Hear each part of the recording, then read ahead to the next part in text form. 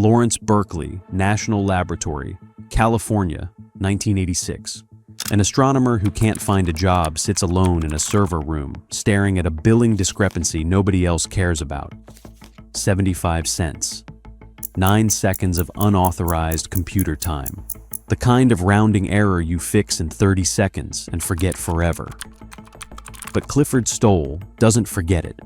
He pulls the logs, and what he finds will expose a KGB spy ring that had already broken into 400 US military computers, stolen semiconductor blueprints, satellite technology, and nuclear defense secrets, selling everything to the Soviet Union for $54,000 in cash and cocaine. The FBI will hang up on him. The CIA will ignore him. The NSA will tell him it's not their problem. He'll spend 10 months sleeping in a server room, manually printing thousands of pages of evidence that every intelligence agency in America refused to read. And he'll catch the spy anyway. How does a broke astronomer with a printer accomplish what the entire US intelligence apparatus couldn't? And why did the people responsible for protecting America's secrets decide a 75-cent accounting error wasn't worth their time?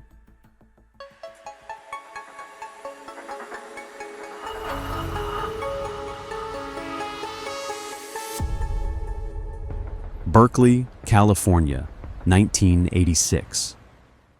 Clifford Stoll is 36 years old with a PhD in astronomy, wild Einstein hair that defies gravity, and a habit of wearing mismatched socks that his colleagues have stopped remarking on. He's brilliant, hyperactive, and currently unemployed in his actual field.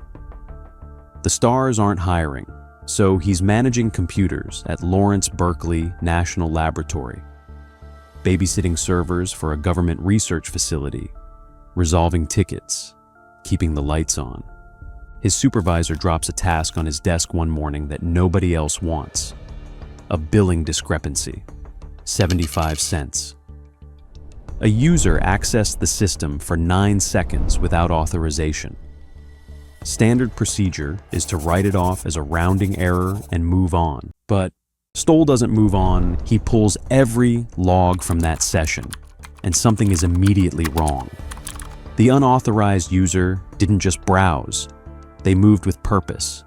They knew exactly where to look.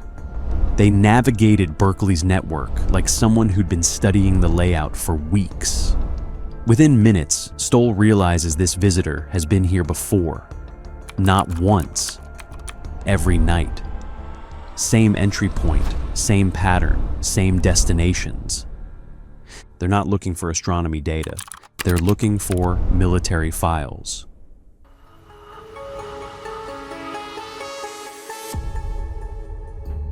Lawrence Berkeley National Laboratory. Ongoing, 1986. The hacker is using Berkeley's research network as a backdoor. Lawrence Berkeley sits on ARPANET, the early internet connecting universities and government facilities.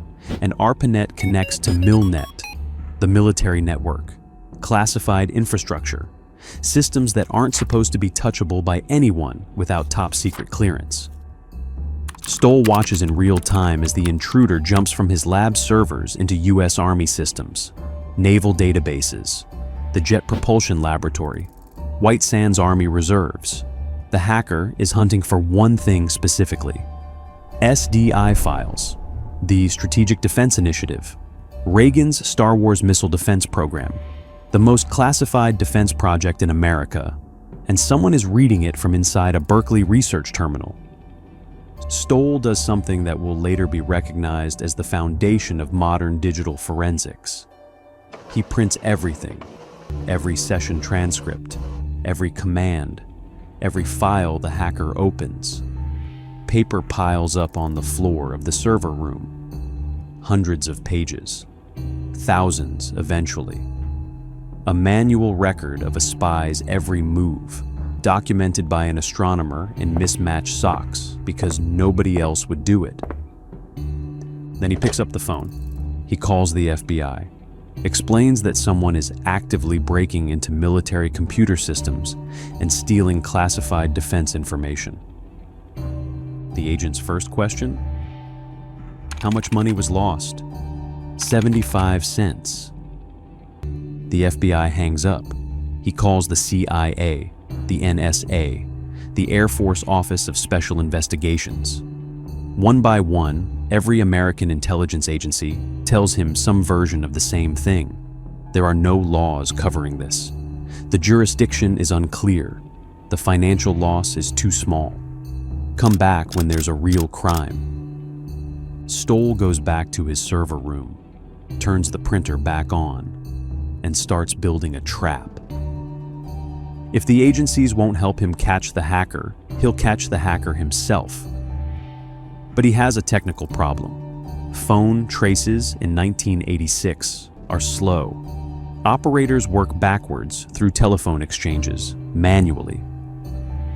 The process takes hours. The hacker usually logs off within 20 minutes, long before any trace can complete. Stoll needs to keep the intruder on the line. He needs bait. What kind of bait do you use to catch a spy stealing nuclear defense secrets? And how does a systems administrator with no budget and no agency backing build it alone?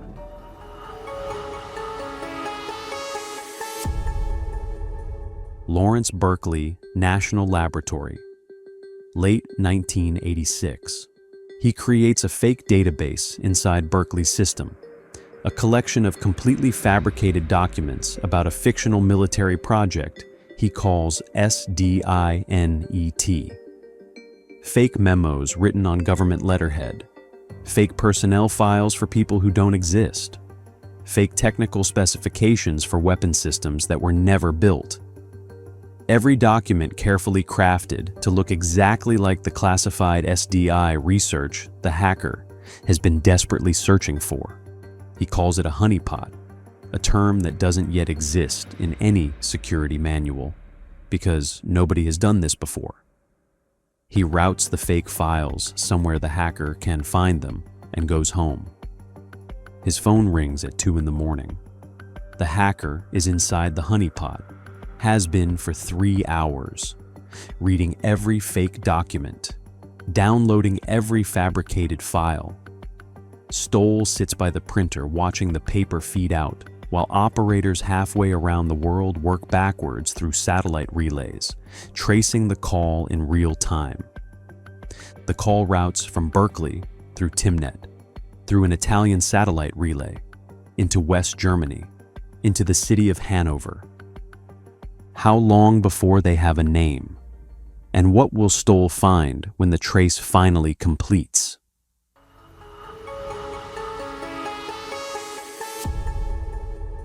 Hanover, West Germany, 1985 to 1987. The hacker's name is Markus Hess, 25 years old, a West German software engineer loosely connected to the Chaos Computer Club, a hacker collective that treated computer networks as public property and copyright law as a suggestion. Hess isn't working alone. His crew includes Dirk Brzezinski, Peter Karl, Hans Hubner, and Karl Koch. 5 young West Germans who started breaking into systems for curiosity, for bragging rights, for the thrill of being somewhere they weren't supposed to be. Then they had an idea. They drove to the Soviet embassy in East Berlin, nearly laughed out of the building. But one KGB officer named Sergei stopped them at the door. If they could prove what they had access to, there might be money in it. They proved it. For 2 years, Hess and his crew broke into over 400 American military computers. They stole semiconductor research, satellite technology, aircraft specifications, space program schematics, nuclear defense data. They packaged it and delivered it to Sergei. The KGB paid them $54,000 total, partially in cash, partially in cocaine, for the most sensitive military secrets the United States had built in a decade.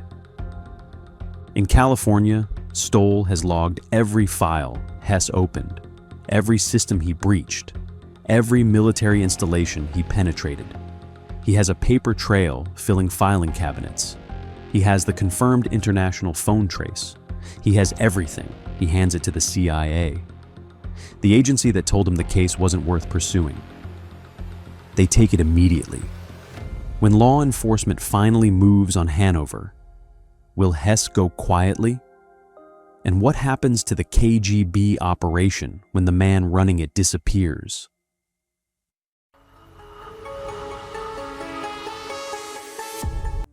June 29, 1987.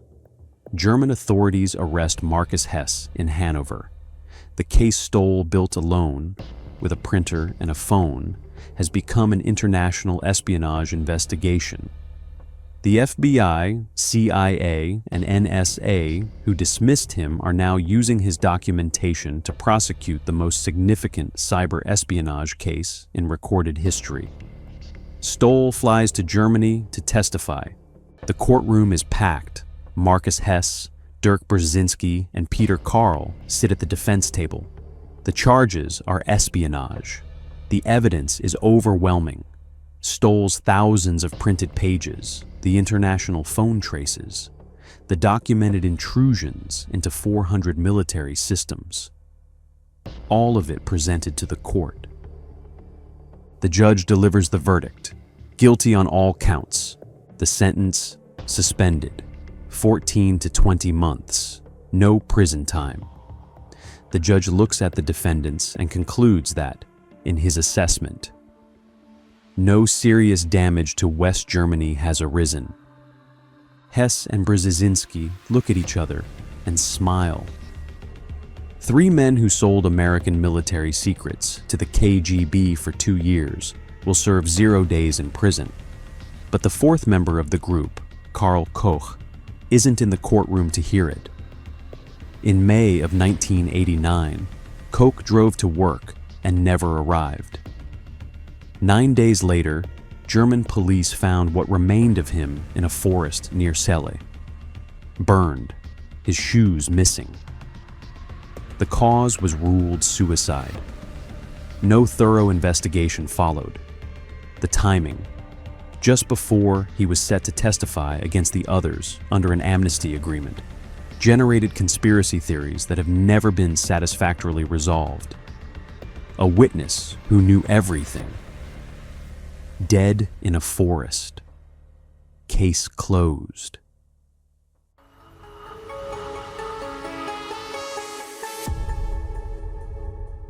Berkeley, California, 1989 and beyond. Clifford Stoll went home and wrote a book, The Cuckoo's Egg, published in 1989, named for the cuckoo bird that lays its eggs in other birds' nests, leaving them to hatch undetected while the host raises something that was never theirs. Exactly what Hess had done inside Berkeley's network for 2 years. The book became a bestseller, required reading in every serious cybersecurity program for the next 3 decades. PBS turned it into a documentary, The KGB, the Computer, and Me. The CIA, which had ignored Stoll's first phone call, eventually acknowledged his contribution to exposing state-sponsored hacking. They waited until it was convenient. What Stoll proved in that server room still holds today. Cybersecurity isn't a technical problem at its core. It's a human one. The vulnerabilities Hess exploited weren't exotic. They were default passwords and trusted network connections that nobody thought to question, because everyone assumed the network was full of people who belonged there. The assumption of good faith was the whole. Stoll didn't catch a spy with sophisticated tools. He caught one with a printer, a phone, and the stubbornness to keep going after every intelligence agency in America told him to stop. The FBI ignored 75 cents. Stoll didn't. That gap between what bureaucracies decide matters and what actually does is where the most dangerous things happen. It was true in 1986. It's still true now. Stoll caught the KGB's hackers because one person refused to look away from a rounding error. But 8 years later, a Russian mathematician sitting in a St. Petersburg apartment decided to test exactly how exposed that same assumption of good faith had left the global banking system. He never visited a bank, never touched American soil. From a dial-up connection 6,000 miles away, he transferred $10 million out of Citibank. And the world realized that everything Stoll had warned about had only gotten worse. That story, next time on Covert Case Histories.